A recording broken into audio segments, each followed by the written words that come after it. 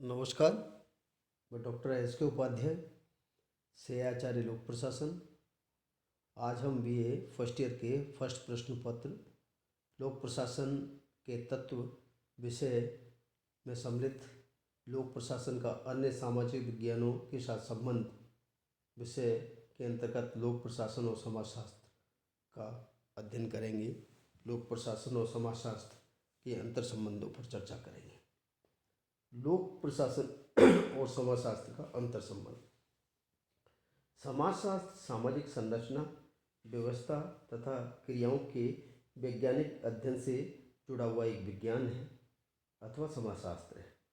समाजशास्त्र जहाँ समूह के सदस्य के रूप में मनुष्य के व्यवहार का अध्ययन करता है, वह समाज में बनने वाले विविध प्रकार के समूहों को पढ़ाता है, समझता है। यह खोजने की चेष्टा करता है कि वे मानवीय मनोवृत्ति तथा क्रियाशीलता को किस प्रकार से प्रभावित करते हैं। लोक प्रशासन भी समाज में सरकारी नीतियों के क्रियान्वित करने की प्रक्रिया और ढंगों का अनुशीलन करता है।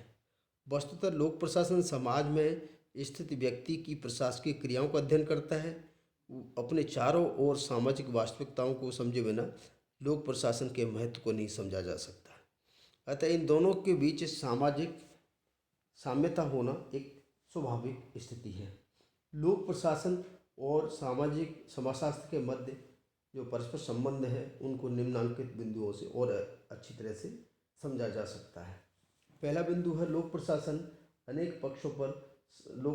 के अनेक पक्षों पर समाजशास्त्री विवेचन जरूरी है। लोक प्रशासन में संगठन, सत्ता, भूमिका, मूल्य, नैतिकता, संघर्ष, प्रवर्तन, दबाव समूह, संघ, न्याय, सामुदायिक सहभागिता इत्यादि पक्षों का जो अध्ययन प्रशासकीय सिद्धांत और नियमों के अंतर्गत किया जाता है, ये सभी पक्ष मूलतः समाजशास्त्र के अध्ययन के केंद्र बिंदु हैं। समाजशास्त्रियों की सहायता से लोक प्रशासन के आंतरिक संघर्षों, कर्मचारी गुटबाजी, जाति संघर्ष, सामाजिक परिवर्तन की दिशा दशा, सामाजिक मूल्यों की स्थिति, समाज की प्रशासन से अपेक्षाओं इत्यादि का अध्ययन हम सरलता से, सहजता से और निकटता से कर सकते हैं। इसलिए दोनों का पारस्परिक अंतर संबंध एक दूसरे के ऊपर निर्भर करता है, एक दूसरे से अंतर संबंधित है। दूसरा बिंदु है लोक प्रशासन का मूलभूत लक्ष्य सामाजिक आर्थिक कल्याण है। आर्थिक सामाजिक कल्याण है।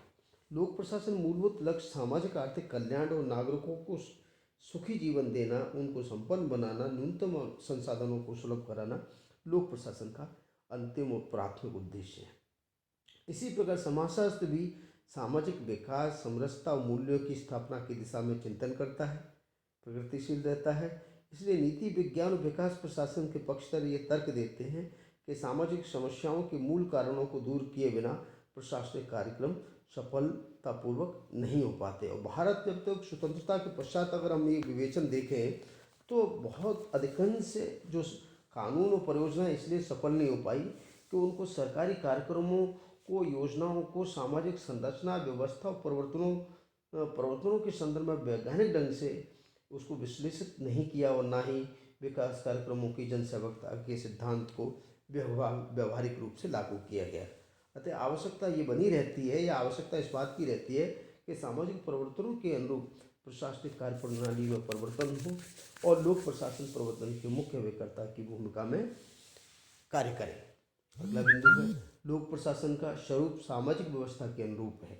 किसी भी राष्ट्र का लोक प्रशासन वैसा ही होता है जैसा कि वहाँ का समाज है।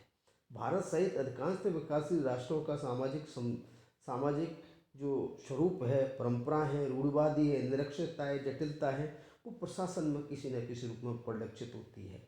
प्रशासन समाज के दर्पण होता है, जैसा है समाज में वैसा ही प्रशासन के सामने वो देखता है। इसी प्रकार से समाजों की पारिस्थितिकी भी विषमताएं भरी होती है, तो उसी संदर्भ में शिक्षा, तकनीकी, विज्ञान के प्रसार और ये सारी चीज़ें प्रशासन में परिलक्षित होती है। इसलिए प्रशासन जैसा है उसका स्वरूप, उसकी संरचना सामाजिक व्यवस्था के अनुरूप परिवर्तित होती है, दिखाई देती है। अगला बिंदु है लोक प्रशासन के अध्ययन का जो पारिस्थितिकी पक्ष है वो भी समाज के संदर्भ में समझने की आवश्यकता होती है। लोक प्रशासन के अध्ययन की पारिस्थितिकी दृष्टिकोण ये मानता है किसी भी देश का लोक प्रशासन उसकी सामाजिक, आर्थिक, राजनीतिक, भौगोलिक, पर्यावरणीय कारकों से न केवल प्रभावित होता है बल्कि लोक प्रशासन भी इन कारकों को प्रभावित करता है। प्रशासन की संरचना, परिवेश समाज द्वारा निर्धारित होते हैं, वहीं लोक प्रशासन समाज की किस सीमा तक प्रभावित करता है, इन दोनों के मध्य सहयोग, संघर्ष की दिशा क्या है, इसकी विश्लेषण की भी आवश्यकता परस्पर रहती है। अगला बिंदु है प्रशासनिक संस्कृति का विश्लेषण। प्रशासनिक संस्कृति का विश्लेषण करने से पूर्व यह आवश्यक होता है कि उस देश की सांस्कृतिक परिवेश को भी मूल्यांकित किया जाए, समझा जाए कि लोक प्रशासन कार्य कर रहा है वो धर्म, संप्रदाय, लिंग, जाति, भेद, वर्ग, त्योहार, भाषा, लोकाचार, मूल्य, परंपराएं, प्रथाएं, परिवार, नातेदारी, ये इत्यादि जो सांस्कृतिक कारकों को भली भांति समझे बिना लोक प्रशासन की कार्य संस्कृति का अनुमान लगाना न केवल कठिन है बल्कि लोक प्रशासन की क्रिया प्रणाली भी समझना कठिन हो जाता है।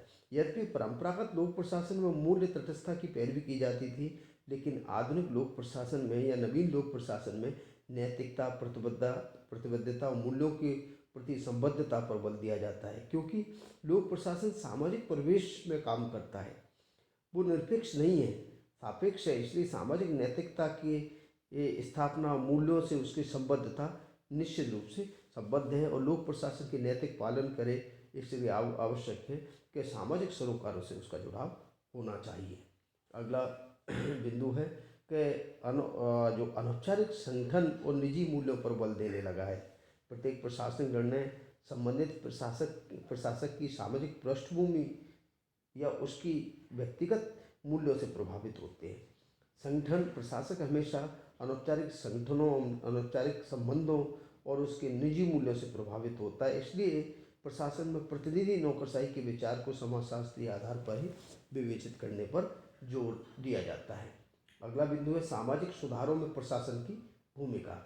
अगर समाज में कोई बुराई है, कुरीति है, समाज में जाति भेद है या किसी भी सामाजिक बुराइयों को दूर करने का कारण प्रशासन ही होता है। प्रशासन समाज की न केवल बुराइयों को, दोषों को दूर करता है बल्कि सामाजिक समरसता स्थापना में प्रशासन की महती भूमिका होती है। और अंतिम बिंदु है प्रशासन एक सहकारी प्रक्रिया है, सहकारी भाव है। लोक प्रशासन अपने लक्ष्यों को तभी प्राप्त कर सकता है जब जन सहयोग उसको प्राप्त हो। सरकार तभी कार्यों में सफल मानी जाती है जब जन विश्वास समाज में उत्पन्न हो गया हो। और प्रशासन एक सहकारी क्रिया है जिसमें जन सहभागिता के साथ साथ एक समाज में एक मैसेज या एक उद्देश्यपरक वातावरण बनता है कि लोक प्रशासन समाज के हित में कार्य करता है और समाज और लोक प्रशासन पर्याय के रूप में है। वस्तुतः लोक प्रशासन समाज के जो संबंध अत्यंत प्रगाढ़ हैं, क्योंकि लोक प्रशासन को समाजशास्त्र से न केवल सैद्धांतिक बल्कि अपितु व्यवहारिक धरातल भी मिलता है। और ये परिवर्तित परिस्थितियों में समाज को प्रशासन बदलता है और प्रशासन उसी से ग्रहण करता है। रेक्स और प्रेस्थस ने स्पष्ट रूप से स्वीकारा है कि सामाजिक वास्तविकता की विशेषता समाज, राज्य व्यवस्था और प्रशासनिक व्यवस्था की क्रमबद्धता से ही ज्ञात होती है। समाजशास्त्र और लोक प्रशासन सहित सभी सामाजिक विज्ञानों में विषय वस्तु लगभग समान है, अंतर तो केवल परिप्रेक्ष्य का है। इसलिए लोक प्रशासन जहाँ समाज शास्त्र से प्रभावित है वहीं समाजशास्त्र को प्रभावित भी करता है। दोनों ही परस्पर अंतर संबंधित हैं, घनिष्ठ रूप से जुड़े हुए हैं। धन्यवाद।